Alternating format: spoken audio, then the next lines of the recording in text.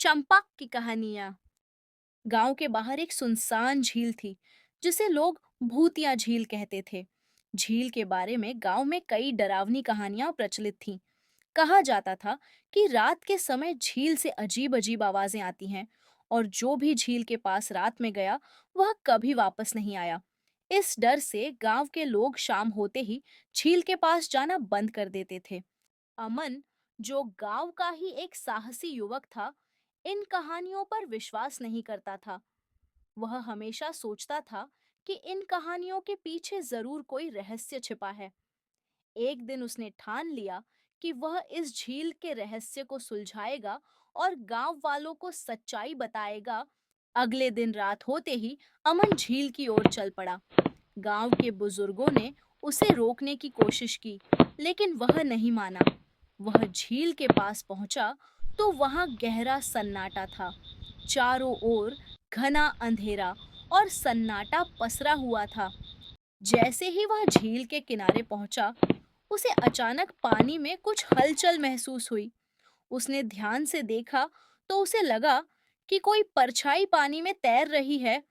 अचानक झील से एक जोरदार आवाज आई। अमन चौंक गया, लेकिन उसने अपने डर पर काबू पाया और उस आवाज के स्रोत का पता लगाने की ठान ली। झील के एक कोने में उसे एक गुफा जैसी संरचना दिखाई दी। उसने हिम्मत जुटाकर उस गुफा की ओर बढ़ना शुरू किया। गुफा के अंदर गहराई में एक छोटी सी सुरंग थी। अमन ने सुरंग का निरीक्षण किया और उसके अंदर जाने का निर्णय लिया। सुरंग के अंदर जाते ही उसे अजीब सी गंध का एहसास हुआ, लेकिन उसने अपनी खोज जारी रखी।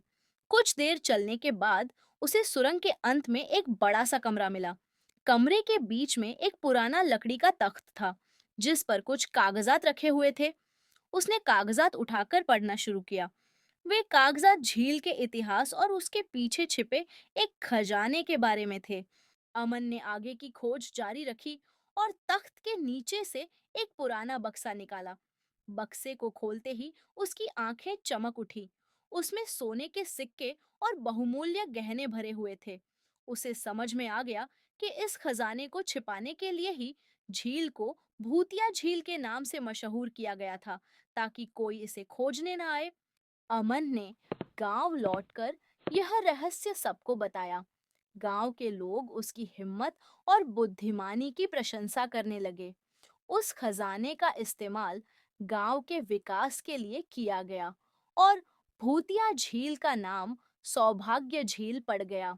इस कहानी से हमें ये सीख मिलती है कि साहस और सत्य की खोज करने वाला ही डर और अंधविश्वास से ऊपर उठता है।